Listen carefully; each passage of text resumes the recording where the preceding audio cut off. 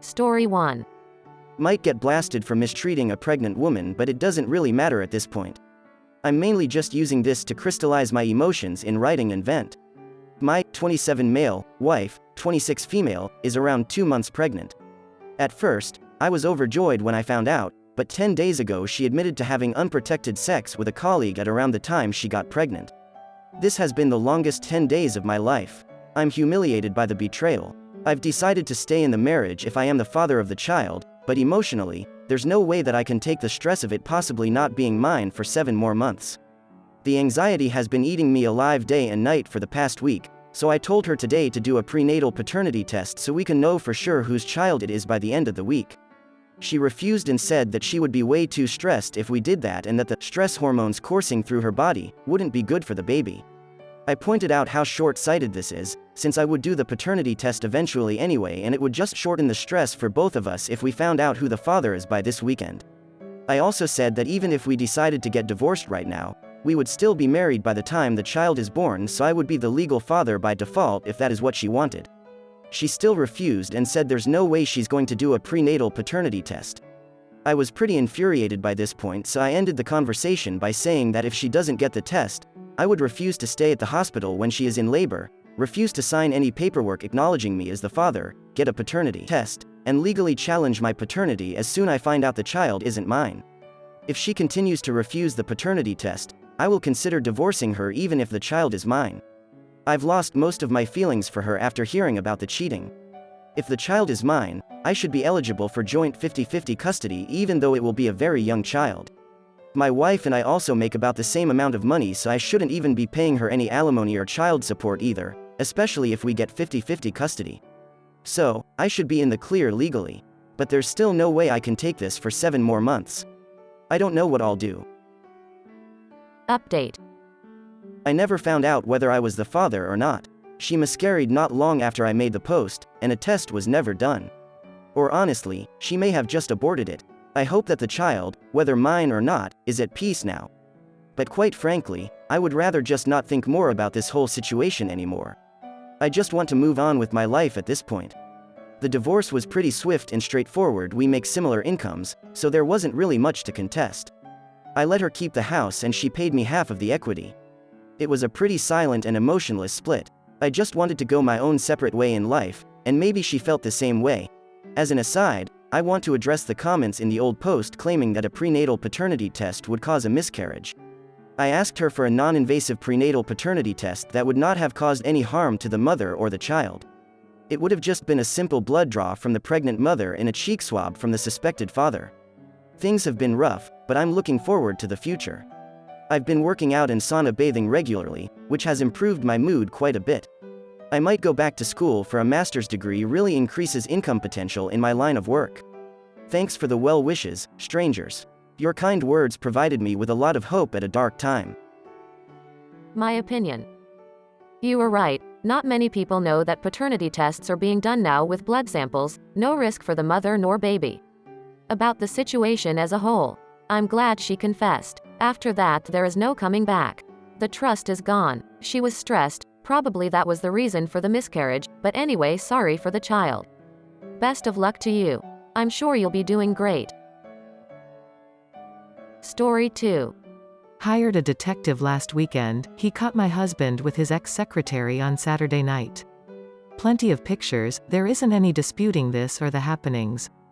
Kissing, hand-holding and back to her room together for the entire night. Zero doubt on the events of the evening. They were at a weekend business conference. I suspected it and was right. I actually felt like complete shit in the lead up and to a lesser degree still do, but his behavior was a bit off for a couple weeks. I had that terrible gut feeling. I let him know over text this morning that he was caught, read receipt but no reply. I didn't state any intentions, I just told him I will just take a break to gather my thoughts. He should do the same and I need to see if I can find a way to trust again. As expected, today has been a roller coaster of emotion, anger and tears galore. This is the absolute worst feeling ever. I wish this on nobody, which leads me to the next thought. Do I send the pics to the secretary's husband? I'm conflicted on that. I'm not a vindictive person and it is not intended to hurt the secretary, but my thinking that I would want to know if he had found out instead. But this emotional pain is so heavy. Terrible to inflict on someone. I haven't shared with anybody. I feel this as our issue at the moment. Anyone I share with will simply hate him forever. I have so many pics of them together, I stopped looking and moved them to a folder on my PC and zipped them up. Looking at them just stirs me up. I feel absolutely horrible that I did this, but I also realize that I needed to confirm the affair. 1. Am I a horrible wife for hiring a detective? Didn't he break the trust first? 2. Should I share the pics with her husband? 3. Is taking break a reasonable strategy? Thanks all, just writing this out has been a bit therapeutic. Update. Where to begin? For those that remember that he turned off his Find My, I was mistaken on the timestamp. It was before anything went down. One day. That is still a huge red flag. Anyhow, the events went like this. 1. He was sleeping with secretary, received my message calling him out. 2. He immediately went completely mental, dressed, and left the room, not before throwing his phone into the mirror. Hotel will bill us plenty, I'm sure. This was confirmed by his best friend who went back to retrieve his belongings and remains of his phone. 3. Ended up as a complete wreck at his best friend's house. He was bawling about how he ruined his life, he very well may have. He has been staying there in their guest house. 4. We have not had any contact. 5. Best friend's wife, my bestie for 20 years, came by this morning and is worried that he may be suicidal. They are bringing him into the main house. She was to pick him up a new phone later this afternoon. She said he is in no condition to talk to me. A complete wreck and they are worried for his life. 6. They are monitoring him, he has been just lying in bed, crying off and on. As far as they can tell, he has not slept. If he doesn't soon, they will get him something to help. They brought him food and he has hardly eaten. Now a quick background on the friends. She is my best friend for life, probably 20 years, we are extremely close and confide on everything. Her husband is now his best friend and was at our wedding. They have been for 12 years. These are both professional people, they call bullshit when needed, but these are people that would go to the ends of the earth for you. Good wholesome people, they pull no punches, but like me, they do not react poorly under stress, but are pure no bullshit. He can stay there as long as he needs, but knowing my bestie, she will have his ass cleaning house or doing yard work. No pity party over there. She did mention that this morning she went into his room and basically berated him for 30 minutes, told him shut up and listen, and she will likely come back with more. While I have sympathy for his current situation, it doesn't have a whole lot of bearing on the bigger picture. I still need to work through my next moves. I'm back and forth on divorce, but I never want to react out of emotion. His drama is meaningless. I thank you all for the excellent advice. I've received 150 or so DMs, mostly helpful. A few guys looking to help me pick up the pieces, a couple even sent their pic. A couple solicitations for online counseling. Pretty crazy stuff here. I did get some great links to online articles that seem helpful. Believe it or not, I got about 15 links to the website Surviving Infidelity. That is helpful.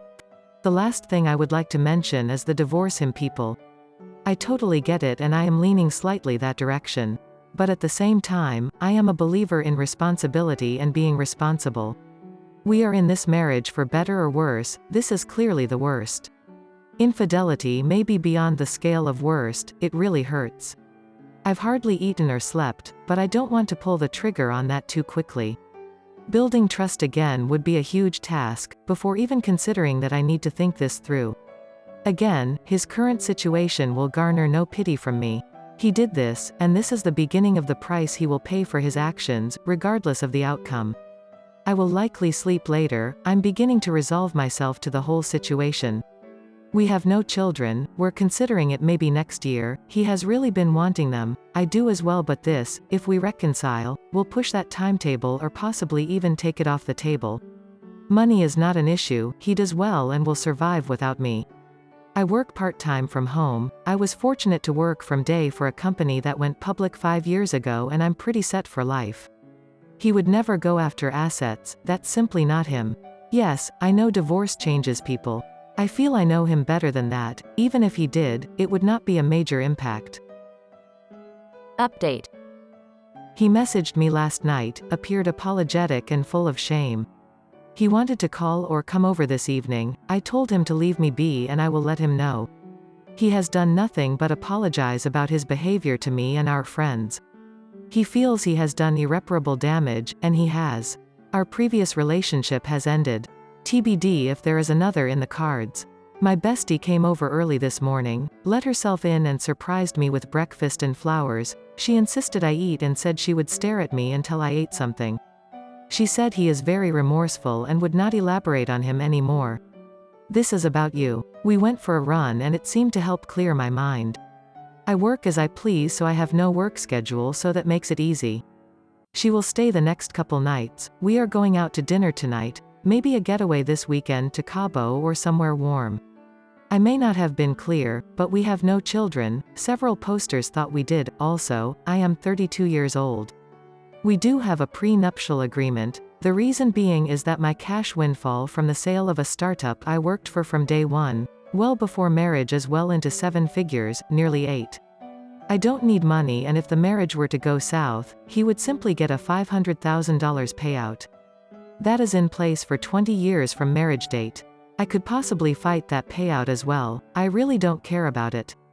The house is paid for. His settlement would only be the $500K and personal belongings. My bestie is referring me to a therapist and an attorney. I am investigating all courses of action. I will not send the proof to her husband at this time, not until I consult with the attorney and therapist. This isn't street justice, but if after consultation with them it makes sense, I will. One thought from my bestie is to have the attorney serve as proxy. He will be moving to their guest house on the weekend. He can stay indefinitely and she will require him to pay her $750 a week. He can have no visitors and he does not have house or pool privileges. Park in street. He has to pay for a housekeeper weekly as well.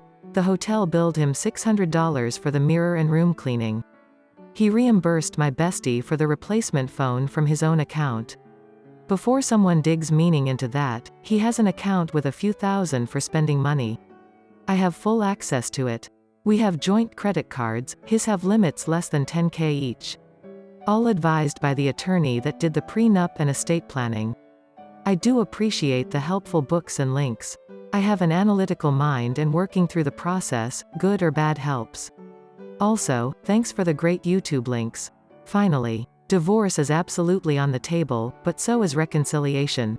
I didn't get to this place in life by making rash decisions. It all has to be worked through and planned. My opinion. Hiring a detective is a strong move, no doubt. You're moving very slowly and intelligently. No rush moves at all. There is nothing I can advise to you, really. You make everything very clever. Now you just wait for what the lawyer says. I'd inform your husband's AP about the adultery. It sounds fair to me. But hear the lawyer first. Wish you all the best. Thank you for watching this video. Don't forget to subscribe on my channel.